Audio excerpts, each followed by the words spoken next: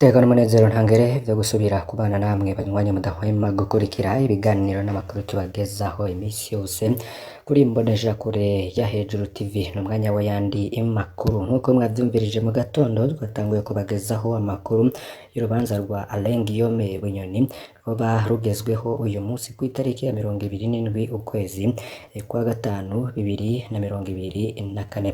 Tukaba rero tuza kugaruka ku kungene vyose vyagenze mu gitondo rero tukaba twabanyuriyemo byinshi bigiye bitandukanye muza no gukurikira ku buryo burambuye, ariko kandi tugiye kugaruka ku nkuru ikomeye cane. Sentare Ntahinyuzwa rero yashize ibyaha ahinurwa General Alain Guillaume Bunyoni azeregura ko kuva kuri uyu munsi harimo kugerageza gutembagaza ubutegetsi, harimo kugerageza kwica umukuru w'igihugu, harimo gutyoza abategetsi, harimo gutunga ibigwanisho bicira umuriro atabirekuriwe, hari guhungabanya ubutunzi bw'igihugu, kwiha inyungu atarekuriwe mu mashirahamwe hamwe no kugira ubutunzi budasiguritse. Icaha ca kabiri nk'uko tuhejeje kubibabwira cyo kugerageza kwica umukuru w'igihugu mu kwezi kw'icenda no kwa cumi mu mwaka uheze wa 2023 havuzwemwo umupfumu akomeye cane, benshi rero bamwita umupfumu wa CNDD FDD. Muti vyagenze gute? Uyu mupfumu n'ubundi muri rubanza araza kugarukamwo.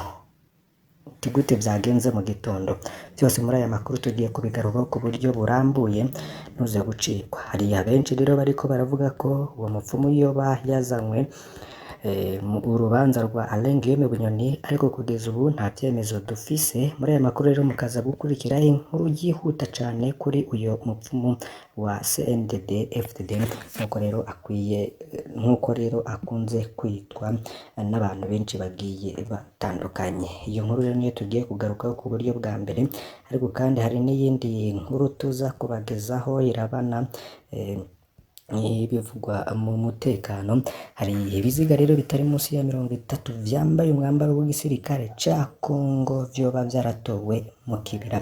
Ibiziga rero 32 vy'abantu bambaye umwambaro w'igisirikare ca Congo FARDC. Mukaza rero gukurikira uko vyari vyifashe ivyo biziga bitorwa, ndetse n'ayandi makuru atomoye kandi arambuye kuri iyo ngingo. Vyonda kuri subscribe canke sabone niba utari wafyonda kwibuke no kubisangiza bagenzi bawe kugira badacikwa n'amakuru tubagezaho. Uyu muntu arahambaye cane urubanza rwa General Alain Guillaume Bunyoni, yitwa Emmanuel Ntikazohera, bamutazira Muhumure, aho ava muri komine Butaganzwa mu ntara ya Ruyigi. Uyu bamwita umupfumu wa CNDD FDD. Twababwiye mu buryo bw'imfunyapfunya uyu mupfumu yoba yaravuzwe mu rubanza rwa Alain Guillaume Bunyoni ko yahawe amahera na Alain Guillaume Bunyoni kugira ngo uwo mupfumu aje kwica Perezida Evariste Ndayishimiye. Parike General de la Republique rero niyo yagiriza General Alain Guillaume Bunyoni ko yafatanije n'undi muntu umugambi wo kugura uyu muntu kugira abicire Perezida Ndayishimiye akoresheje amangentegete canke se sorcellerie. Parike General de la Republique ivuga ko ifise amaudio ivyo bintu vyavugiyemwo. Sentare nkuru y'igihugu canke Parike General de la Republique yemeza ko General Alain Guillaume Bunyoni yaguriye ipikipiki uyu mupfumu yitwa Emmanuel Ntikazohera batazira Muhumure. Iyo pikipiki rero akaba yarayimuguriye, bongera rero bumvikana ko azomuriha ahejeje igikorwa co kwica Perezida Evariste Ndayishimiye arongoye Burundi. Parike General de la Republique rero ikavuga ko General Alain Guillaume Bunyoni atahakanye audio zavugwemwo ivyo bintu, ariko ca avuga ko intumbero yiwe yari iyo kuryoshya uwo muntu kugira amenye neza ivyo ashoboye koko. Niko rero Alain Guillaume Bunyoni yoba yarireguye mu kwezi kwa 9 no kwa 10 ku mwaka uheze. Iyo parike rero itanditse ni naco rero gihambaye cane, ari naco bwa mbere cavuzwe mu mwiherero bakanka ko abarundi bamenye ukuri. Amakuru y'ibanga avuga ko uyo mupfumu bita Muhumure yoba yiyemerera ko yagize uruhara rwa Perezida Nkurunziza, kuko ni inkuru z'uruherekane rw'ibintu vyabaye kera mu mwaka wa 2020, kandi biramenyerewe ko umupfumu akorana n'abakomeye. Ibi bintu rero ngo ntibikwiriye no kunyegezwa, nimba ngo bashimye kubijana mu butungane nibibwirwe abarundi bose kugira ngo bamenye uko vyifashe. Kuwa 25 kwezi kwa 4 2023 inyuma y'ifatwa rya General Alain Guillaume Bunyoni uyu mupfumu Emmanuel Nikazohera batazira muhumure yaranyurujwe n'inzego zijejwe umutekano w'umukuru w'igihugu acamara igihe anyegejwe n'iperereza yasubiriye kuboneka rero haciye iminsi itari mike ariko ikibazo gisigara ari kubera iki umuntu yoba yaremeye kwakira ipikipiki kugira yice umukuru w'igihugu akoresheje amangetegete ariko we akaba atariko arakurikiranwa se kubera iki atazanwa muri sentare kubera iki sentare itavuga ingene uyu muntu yoba asanzwe ahura n'umukuru w'igihugu ku buryo yoshobora no kumuroga ese imigenderanire yabo yoba ari iyihe kubera iki uyu muntu yovugwa ku rupfu rwa perezida Nkurunziza hanyuma vyo ntabikurikiranwe ko kandi akaba anavugwa mu bategura urupfu rwa perezida Evariste Ndayishimiye abantu benshi rero barasaba ko n'amaudio parike ivuga ko ifise yoshirwa habona harimo rero n'ayafashwe Emmanuel Nikazohera umupfumu batazira muhumure yiyemerera ibi bintu bidasanzwe abarundi bose rero barakeneye umuco kuri ibino bintu turabandanya kubakurikiranira makuru menshi avugwa ku rubanza rwa Alain Guillaume Bunyoni aho mw'ibohero rikuru rya Gitega nuko rero biraba abyifashe reka rero dutandukire tubagezeho amakuru avugwa mu kibira muri komine Bukinanyana rero hakaba haratuwe n'ibiziga bitari munsi ya 30 vyambaye umwambaro w'igisirikare ca Kongo mu kibira ibiziga bitari munsi ya 32 vy'abantu bambaye umwambaro w'igisirikare ca Kongo FARDC nivyo rero vyatuwe mu ishamba cimeza rya Kibira ku ruhande rwa komine Bukinanyana mu ntara ya Cibitoke mu buraruko bushira urengero bw'u Burundi barari iryo jamba rero nibo batoye ivyo biziga mu kiringo kitarenze ukwezi intwaro rero ntihakana kandi ntiyemeza ayo makuru ivyo biziga 32 rero byabonwe n'abararirizi b'ishamba byatowe mu mitumba ibiri harimo umutumba Nderama n'umutumba Kiruhura ni ku birometero shika 10 uvuye ku rubibe rw'u Rwanda ushobora rero amasoko yacu asigura ko bigoye cyane gutomura ibiranga abo bantu bitwaje ibigwanisho ariko rimwe mu masoko yo mu gisirikare ryigara ko bari abanyarwanda b'abagwanyi bacumbitse muri iryo shamba cimeza rihana rubibe n'u Rwanda igihugu kibanye intambara rero zahuje abasirikare ba FDNB igisirikare c'u Burundi hamwe n'abo bagwanyi b'abanyarwanda bari mu kibira mu minsi yeze yahitanye abantu benshi ku ruhande rw'abo bagwanyi bavuga ko rero n'isoko ritashatse kwivuga umwidondoro yani masoko ravuga ko ivyo biziga hari by'abantu bishwe mu gihe bagomba kwinjira mu Rwanda ikibira rero gifatwa nk'icumbikiro ryabo rituma bagwana neza ubw'amasoko rero yigenga ngivyo byo bishobora no kuba byo kuko muri iyi minsi aba banyarwanda bacumbika mu kibira bagateza n'umutekano muke mu Rwanda ntibanabinyegeza baribonekeza bose mu isoko yandura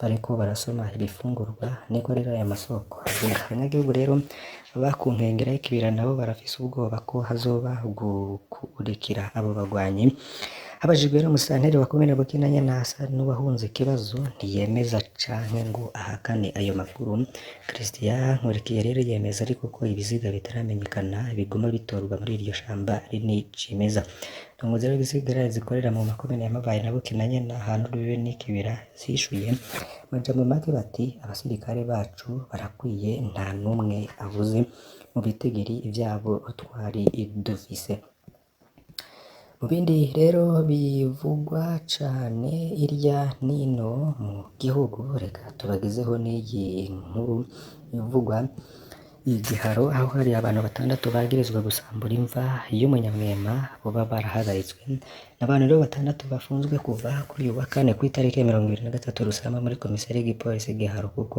basambuye imva y'umwana w'umunyamwema ivyo vyabereye ku mutumba Murara muri zone na komine Giharo mu ntara ya Rutana mu manuko bw'u Burundi ubwisoko mu gipolisi iciye Giharo abo bantu rero 3 bafatanywe itonga bariko barimba kugira ngo bazuri ico kiziga nyagihugu rero bakaba basaba ibihano uruhasha abantu rero bahagaritswe harimo indongozi za CNDD-FDD ubwango uri ku butegetsi abajejwe intwaro n'abakozi ba leta ni Andre Ndayisenga arongoye CNDD-FDD umutumba Mura muri zone ya Giharo Bosco Ndayisenga n'umunywanyi wa CNDD-FDD akaba narongoye n'ikigayo rusange cyo ku mutumba Mura Bosco Busago rero akaba yaratowe ku mutumba Mura Nusa Congera no umuyobozi w'ishure shingiro rya Nyagahara Gervais Bigirimana n'ubundi muntu yavuye muri komine Kinyinya y'intara ya Ruyigi 3 muri abo rero bagirizwa bakaba bahagaritswe bw'ijoro ryo ku wa 3 rishira uwa 4 Mw'itongo ry'abapfuye ry'Igiharo bariko rero barazura ikiziga c'umwana w'umunyamwema yari yahambwe mu gitondo c'uwo musi wa gatatu muri iryo tongo ry'abapfuye. Abandi rero bakaba barahagaritswe ku mutaga wo kuri uyu wa kane ku mihana yabo badomweko urutoke n'abo bafashwe ubwa mbere, bikaba bitomorwa n'isoko mu gipolisi ryavuganye n'ikinyamakuru SOS Media Burundi ariko ritivuze umwidondoro w'iryo soko nyene. Abo bantu rero boba barabikoze bagomba no kuja kugurisha ibihimba vy'uwo munyamwema mu gihugu ca Tanzania. Iyo soko rero yoba yangarara miliyoni 150 z'amafaranga y'amarundi, niko iryo soko ry'ayo makuru rivuga. Nako kandi ku Mpanda hatowe ikiziga mu murima w'ibigazi. Ni ikiziga rero ca Emmanuel Sakizimana caratowe mu murima w'ibigazi uri muri zone Musenyi, ni muri komine Mpanda mu ntara ya Bubanza muri aruko bw'u Burundi. Umwe rero mu bikekwa akaba yarahagaritswe. Emmanuel Hakizimana w'imyaka 40 rero yari umuraririzi mu murima w'ibigazi mu matongo y'Imuhashi muri zone Musenyi. Ikiziga ciwe rero catowe kirambitswe muri uwo murima ku munsi wa gatatu mu gitondo. Bwene soko rero mu bijanye n'umutekano yoba yarishwe anizwe. Batoza rero ariko harakorwa yashitse kwihagarikwa ry'umwe mu bo bakorana, akaba rero afungiwe mu gasho ka komisariya y'igipolisi ca Mpanda. Ari nako rero izi nkuru tugiye kuzihereza mu ntara ya Bubanza. Hari imbonerakure rero yaciriwe gufungwa imyaka 20 yagirizwa ubwicanyi. Ni umwe mu banywanyi b'umuhari w'urwaruka rw'umugambwe CNDD-FDD, umukozi wo ku bitaro vya Bubanza mu burengero bw'u Burundi. Yaraciriwe rero urubanza yagirizwa kwica umwigeme akiri muto, aca acirirwa gufungwa imyaka 20 no kuriha indishi y'akababaro y'imiliyoni 10 z'amafaranga y'amarundi. Urwo rubanza rero rukaba rwarabaye ikibiriraho muri sentare nkuru ya Bubanza kuri uyu wa kane. Rajabu Nsabimana yagirijwe kwica umwigeme yafashije gukorora inda mu kumutera uburozi. Ngiyi iserenge, ipampa na kateteri byatowe kwa Kutavira Mbona uwishwe. Niko rero vyatomowe n'icariho c'umushikirizamanza wa Repubulika. Uyu yapfuye rero yari icegera c'userukira umuhari w'urwaruka rw'umugambwe uri ku butegetsi mu makomine ya Bubanza na Musigati. Uwo mwigeme w'imyaka 24 yari yifuza kwinjira mu gisirikare, niko n'abavyeyi biwe bamenyesheje. Bagirizwa rero muri urwo rubanza ni Rajabu Nsabimana na Barthelemy Niyimbona, bose rero baburana bahakana icaha. Rubagize ati naragiye igiko uwo munsi kurondera itongo nkota kugira ngo ndarikoreremo. Octave niwe yabimfashamo, nciwe kugira ngo menye haba. Mu gihe rero nari niteguriye gutaha, umwigeme yumvise amerewe nabi, ndagerageza kumufasha ibi vy'ubusa. Niko Rajabu rero yisiguye ariko ntiyanyurishwa abacamanza. Icariho c'umushikirizamanza wa Repubulika yarerekanye ko Rajabu yafashije uwo mwigeme gukorora inda ariko ko vyamuviriyemwo akaga. Ubundi rero yagirizwa icaha kimeze kimwe nawe nyene. No munywanyi w'uwo muhari nyene yasiguye ko atakindi yakoze atari uguhamagara kuri telefone. Uwo muhise amubwira ko atora ibinyobwa vya Braludi ubu bikenye cane. Yari azikeneye kugira ngo yakire Rajabu yarejejwe na sentare. Uwo muhisi rero akaba yaba ku mutumba Giko muri komine Bubanza. Iryo bara rero rikaba ryarakozwe kwa 14 Rusama guheze mu gihe yari yiteguriye kwinjira igisirikare. Yoba rero yagerageje mbere gukuramwo iyo nda kugira iyo mvo nyene, nkuko rero vyibazwa n'amasoko yaho nyene. Turabakengurukiye cane banywanyi bacu, mwe mudahwema gukurikira amakuru n'ibiganiro tubagezaho. Basabe kugira ngo ntimuze gucikwa n'ibindi vyinshi bigiye bitandukanye. Tuza no kugaruka ku rubanza rw'umushikiranganji wa mbere Ndengeyeme Bunyoni. Mani bahezagire.